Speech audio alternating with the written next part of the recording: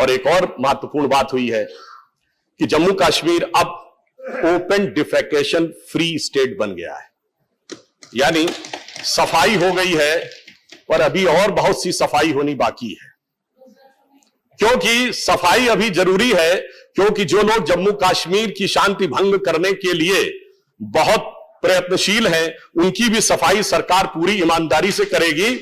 और जानते हैं क्या है कि अब वो लोग छुप गए इधर उधर और जाकर कायराना हरकतें कर रहे हैं। मगर चिंता मत करिए, यूपी में बुलडोजर चला था, कश्मीर में वैक्यूम क्लीनर चलेगा और ढूंढ ढूंढ कर जहां से है उनकी पूरी सफाई करने की व्यवस्था की जाएगी। और नहीं, अरे गर्व की बात, आपने बहुत अच्छी बात कही सभापति महोदय। गर्व की बात यह है कि 182 टेररिस्ट और 44 कमांडर इस दरमियान न्यूट्रलाइज किए जा चुके हैं। 89 टेरर मॉड्यूल्स न्यूट्रलाइज किए जा सके हैं और अभी ना पत्थरबाजी की घटनाएं होती हैं, ना हड़ताल होती है। अब ना ISIS के झंडे नजर आते हैं, ना पाकिस्तान जिंदाबाद के नारे कहने वाले लोग नजर आते हैं, ना हुजूम करती हुई भीड़ नजर आती है जो किसी भी इंस्पेक्टर अयूब पंडित का कत्ल कर दे। इसलिए अब इतना जानते हैं परिवर्तन के बाद क्या हुआ। हमारी सरकार ने सांस्कृतिक दृष्टि से भी आगे बढ़ी। हमने वहां पर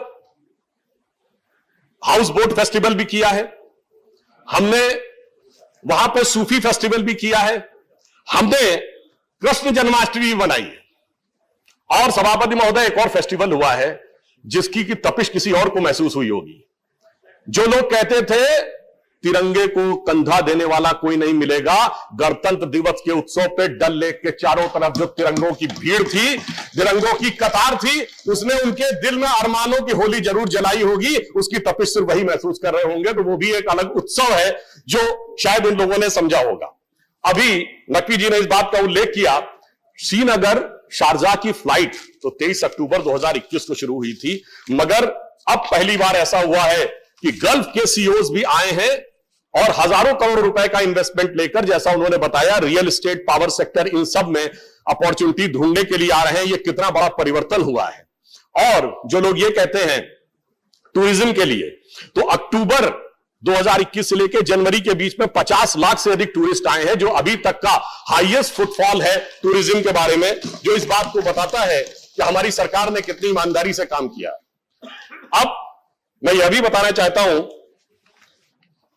कि जो एक विषय बार बार बहुत हमारे दिल के करीब है और बाकियों के लिए वो एक राजनीति का उपादान है, कश्मीरी हिंदुओं का विषय। 2014 में हमारी सरकार आने के बाद ही प्रधानमंत्री महोदय ने 70,000 करोड़ रुपए का पैकेज दिया था। बहुत सारी बाधाएं थी, परंतु अब चूंकि कश्मीर सेक्युलर हो चुका है, इसलिए अब उस दिशा में हमने आगे बढ़ते हुए महत्वपूर्ण काम किए हैं।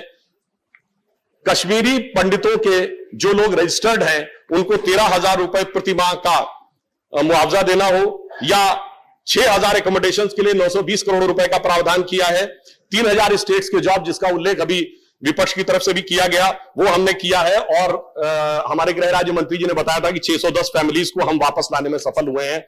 परंतु मैं एक बात कहना चाहता हूं, विवेक तनखा जी ने कहा था कि वो कश्मीरी पंडित हैं, पूरा सम्मान करता हूं, मगर यह सत्य पूर्ण सत्य नहीं था, यह अर्ध सत्य था। क्योंकि ये सिर्फ कश्मीरी पंडित नहीं है, ये एक ऐसी पार्टी के नेता के प्रतिनिधि हैं जो गोत्र बताकर, जनेऊ दिखाकर अपने को कश्मीरी पंडित बताते हैं, और मगर वो जिस राज्य से सांसद होते हैं वहां की इकाई लिखती है केवल 399 की डेथ हुई थी, इनके साथ तो कुछ खास हुआ ही नहीं था। बाद में भले ही वो ट्वीट डिलीट हो गया, मगर आपकी नीयत डिलीट नहीं हो सकी। इसलिए मैं ये कहना चाहूंगा उन कश्मीरी पंडितों की तरफ से जो लोग कहते हैं कि उनके साथ तो कुछ खास हुआ नहीं था, कि बहुत जुदा है इस दर्द की कैफियत मेरी, बहुत जुदा है इस दर्द की कैफियत मेरी, इधर मेरे दर्द की इंतहा नहीं और तू कहता है कि जख्म दिखता नहीं। और महत्वपूर्ण बात यह है सभापति महोदय, इनको जख्म नहीं दिखता है, मगर वो लोग जो कहते थे आतंकवाद का मजहब नहीं होता है, उन्हें एक चलचित्र में आतंकवाद का मजहब दिखता है, एक मूवी में आतंकवाद का मजहब दिखता है। और वो सिर्फ देखते ही नहीं है, आतंकवाद से जोड़ते ही नहीं है, आतंकवाद से उसको ओढ़ लेते हैं और ओढ़ के पूरी कम्युनिटी को उड़ा देने की कोशिश करते हैं। इसलिए हम ये कहना चाहते हैं कि जिन लोगों ने ये कहा और जिस तरह की तुलना की गई अन्य दुखद घटनाओं से, जो सांप्रदायिक दंगे थे, तो मैं बताना चाहता हूं ये कोई 2 दिन 4 दिन 2 हफ्ते 4 हफ्ते की चीज थी नहीं मान्यवर, ये तो इतना लंबे समय से चला है। मैं एक घटना आपको बता देना चाहता हूं। 13 अक्टूबर 1983, मुझे बचपन की घटना याद है।